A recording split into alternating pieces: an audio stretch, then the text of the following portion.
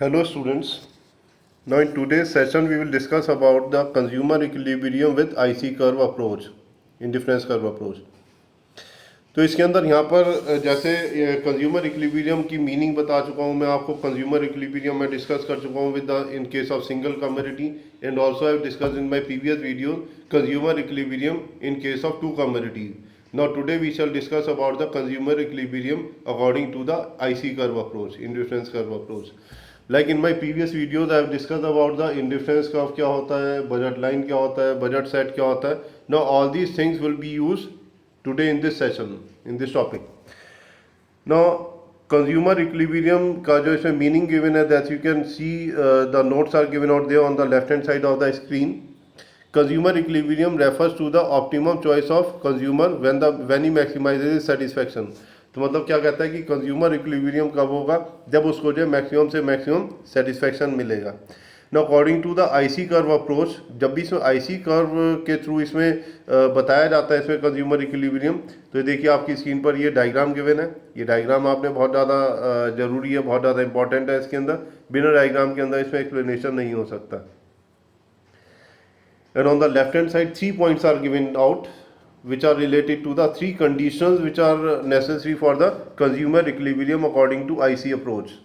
तो इसके अंदर देखिए एक एक पॉइंट ध्यान से सुनेंगे और इसमें समझाने की मैं कोशिश कर रहा हूँ और आप भी इसको जो है समझने की कोशिश करेंगे. फर्स्ट पॉइंट यहाँ पर देखिए आपकी स्क्रीन पर गिवन है. जो नेसेसरी कंडीशन है इसमें कंज्यूमर इक्विलिब्रियम के लिए, वो फर्स्ट कंडीशन है इसमें MRS XY should be always equal to PX upon PY. MRS क्या होता है, marginal rate of substitution. XY क्या है, दो कम्युनिटीज़ हैं, एक को X मान लिया दूसरे को Y मान लिया. और उसके बाद PX और PY क्या है इसमें, प्राइस ऑफ X कम्युनिटी और प्राइस ऑफ Y कम्युनिटी. इसमें हमने दो ही कम्युनिटीज़ ले रखी हैं, एक X है और दूसरी इसमें Y है. आप इसको चेंज भी कर सकते हैं, XY की जगह कोई और कम्युनिटीज़ भी ले सकते हैं, लेकिन प्रॉपर यही होता है कि इसमें X और Y ही इसमें लिया जाए. तो देखिए ये कंडीशन है इसके अंदर कंज्यूमर इक्विलिब्रियम की. जैसे आप ग्राफ पर देखेंगे यहाँ पर इसमें ई पॉइंट गिवन है. This is the case of consumer equilibrium according to IC approach. Second point यहाँ पर गिवन है आपकी स्क्रीन पर. IC is convex to the origin at the point of equilibrium. It means that MRS XY must be diminishing. इसका मतलब क्या होता है कि IC कर्व जो इसके अंदर बनाया जाएगा कंज्यूमर इक्विलिब्रियम अप्रोच के अंदर, वो हमेशा क्या होगा, इसमें डिमिनिशिंग होगा, डाउनवर्ड स्लोपिंग होगा. और साथ के साथ इसमें एक कंडीशन और अप्लाई होती है, MRS XY should be always diminishing. अब ये देखिए ग्राफ पर देखते हैं हम इसमें ई पॉइंट. इसके अंदर IC कर्व जो इसमें 3 गिवन है, IC1, IC2 और IC3. And all these IC curves are downward sloping and also they are in this position. तो इसके अंदर यहाँ पर ये जो इसमें पोजीशन जो है, इसमें कंडीशन कौन सी अप्लाई होती है, that MRS should be always diminishing. MRS जब इसमें डिमिनिशिंग होगा तो इसके अंदर ये IC कर्व इस तरह से बनते हैं. इसमें इसी प्रॉपर्टीज़ भी कल मैंने आपको डिस्कस करी थी वीडियोज़ में, वो दोबारा आप चाहें तो इसमें देख सकते हैं. थर्ड पॉइंट है budget line should be tangent to the highest possible IC. इसका मतलब ये देखिए फिर ग्राफ पर देखेंगे इसमें ना एक लाइन गिवन है. एक तो 3 IC कर्व गिवन है, IC1, IC2, IC3. एक इसके अंदर बजट लाइन गिवन है जिसके ऊपर लिखा है इसमें MN. देख सकते हैं आप स्क्रीन पर डायग्राम में MN लिखा हुआ है. ये इसमें बजट लाइन हो गई. अब यहाँ पर ये जो थर्ड कंडीशन है वो यहाँ पर ये कहता है that the budget line should be always tangent to the highest IC curve. हाईएस्ट IC कर्व वैसे तो इसके अंदर देखा जाए IC3 है, लेकिन यहाँ पर ये टेंजेंट है किसके ऊपर, IC2 कर्व के ऊपर. टेंजेंट का मतलब क्या होता है, टेंजेंट का मतलब ये होता है कि जो बजट लाइन है वो IC2 कर्व को जो टच करती हुई जा रही है. Like you can see on your screen. ये देखिए मैं इंडिकेट कर देता हूँ यहाँ पर. ये स्क्रीन पर अगर आप देखेंगे इसमें, तो ये वाला जो पॉइंट है, इसमें जो इक्विलिब्रियम पॉइंट है, इसके ऊपर यहाँ पर ये बताता है इसके अंदर कि यहाँ पर इसमें जो है इसमें टेंजेंट है ये वाली लाइन यहाँ पर. ठीक है, ये देखिए ये जो बजट लाइन जो है इसमें टेंजेंट है यहाँ पर. टेंजेंट का मतलब क्या होता है, इसमें IC कर्व जो है इसमें टच करता हुआ जाएगा किसको, बजट लाइन को. ये टच करता हुआ कहाँ पर जा रहा है, इसमें ई पॉइंट पर जा रहा है. तो this is about the explanation of the consumer equilibrium. उसी की डिटेल जो है फिर यहाँ पर नीचे गिवन है इसमें. MN is the budget line of consumer IC1 IC2, मतलब उसका एक्सप्लेनेशन गिवन है जो पर हमने ग्राफ अभी डिस्कस करा था। इसमें IC1 IC2 और IC3 है, वेरियस इसमें कंडीशंस गिवन है। उसके बाद यहाँ पर ना एक चीज़ और आपने यहाँ पर समझनी है। देखिए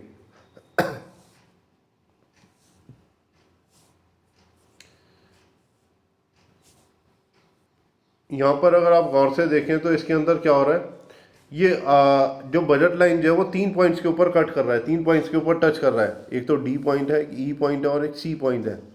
लेकिन यहाँ पर जो है इसमें अब आप कहेंगे कि कंज्यूमर इक्विलिब्रियम जो यहाँ पर भी हो सकता है, D पॉइंट पर भी हो सकता है, E पर भी हो सकता है और C पर भी हो सकता है।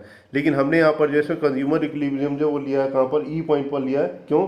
क्योंकि इसकी जो नेसेसरी कंडीशन है वो यहाँ पर यही है that the budget line should be always tangent to the IC curve.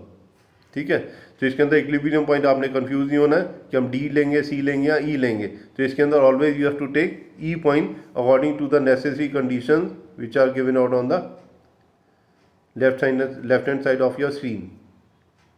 अब देखिए, अब यहाँ पर ये कहता है कि इसमें 3 कंडीशन यहाँ पर बताई गई हैं कि हमारा XY is greater than PX upon PY होगा तो क्या होगा, इक्वल होगा तो क्या होगा और लेस होगा तो क्या होगा। तो एक कंडीशन यहाँ पर समझने की कोशिश करते हैं। इसमें MRS XY is greater than PX upon PY, इसका मतलब यहाँ पर ये होता है कि अगर MRS XY अगर ग्रेटर होगा PX अपॉन PY से तो उसमें क्या होगा। इसकी एक एग्जांपल ले रखी है इन्होंने इमेजनरी, लेफ्ट साइड पर अपनी स्क्रीन पर देखेंगे। MRS XY 6 हो गया, PX 4 हो गया, PY 2 हो गया। 4 को 2 से डिवाइड करेंगे 2 आ जाएगा। अल्टीमेटली क्या बन जाएगा, इसमें 6 इज ग्रेटर देन 2 हो जाएगा। तो उसके नोट्स यहाँ पर गिवन है that you can also study. Consumer will not be in equilibrium in this case. Consumer is willing to pay more than the actual prices of good X। As a result he will increase the consumption of X which lead to the fall in the utility of X। और इस तरह से यहाँ पर ये notes given है। इसको मैं एक्सप्लेन कर रहा हूँ, सुनेंगे जरा ध्यान से। अब कहता है कि अगर MRS XY अगर greater than PX upon PY होगा तो उस कंडीशन में क्या होगा, इसमें जो इसमें सेटिस्फेक्शन जो है कंज्यूमर को X कमोडिटी पर इसमें जो है इसमें ज़्यादा मिलेगा and he will consume more of X। जब वो X का कंजम्पशन जब ज़्यादा करता रहेगा तो X की जो उसके लिए मार्जिनल यूटिलिटी है that will decrease every time. जब एडिशनल कमोडिटी वो X का कंज्यूम करेगा तो उसकी जो यूटिलिटी है वो उसके लिए कम होती जाएगी। यूटिलिटी कम होती जाएगी तो इसका मतलब क्या है कि X का वो डिमांड कम कर देगा और Y की डिमांड ज़्यादा कर देगा। ये कंडीशन तब तक चलती रहेगी इसमें जब तक कि MRS XY equal to PX upon PY नहीं हो जाता। तो देखिए सेकंड कंडीशन यहाँ पर वही है, इसमें MRS XY is equal to PX upon PY। इसमें भी हमने इमेजनरी एग्जांपल ले रखी है। MRS XY 3 हो गया, PX 6 हो गया, PY 2 हो गया। 6 को 2 से डिवाइड करेंगे 3 हो गया। अल्टीमेटली क्या हो गया, इसमें 3 इज इक्वल टू 3 हो गया। तो इसके अंदर ये वही है इसमें कि कंज्यूमर इक्विलिब्रियम कहाँ पर होगा, whenever MRS XY is equal to PX upon PY। अब देखिए third condition, what happens when MRS XY less than PX upon PY। अगर MRS XY अगर लेस देन होगा PX अपॉन PY से तो क्या होगा। इसमें एक इमेजनरी एग्जांपल गिवन है, MRS XY 2 हो गया, PX 6 हो गया, PY 2 हो गया। तो इसमें सॉल्व करके अगर आप देखेंगे तो इसमें अल्टीमेटली कंडीशन क्या आ जाएगी, इसमें 2 इज लेस देन 3 आ जाएगा। अब 2 इज लेस देन 3 जब आ जाएगा तो इसमें यहाँ पर ये नोट्स गिवन है, ये आपने पढ़ने इसमें जरूरी है। Consumer will not be in equilibrium in this case. Consumer is willing to pay less than the actual prices for X. As a result, he will decrease the consumption of X, which lead to the increase in the utility of good X. And finally, MRS XY should be equal to PX upon PY.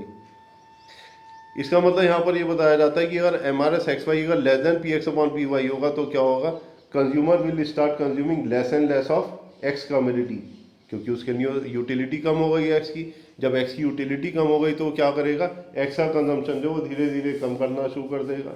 और जब X का consumption वो धीरे धीरे कम करना शुरू कर देगा तो एक लेवल पर पहुंचकर उसको लगेगा कि X का कंजम्पशन उसको जो इंक्रीज करना चाहिए। और X का कंजम्पशन जो वो इंक्रीज करना शुरू कर देगा और उस लेवल तक इंक्रीज करेगा जब तक ये MRS XY is equal to PX upon PY नहीं हो जाता। देखिए लास्ट में लिखा हुआ है MRS XY is equal to PX upon PY। So in today's discussion we can conclude that the necessary condition for the consumer equilibrium is that MRS XY should be always equal to the ratio of the prices of two goods, means MRS XY should be always equal to PX upon PY. जब ये necessary satisfy हो जाती है, then only the consumer would be in equilibrium. That's all for today, thank you.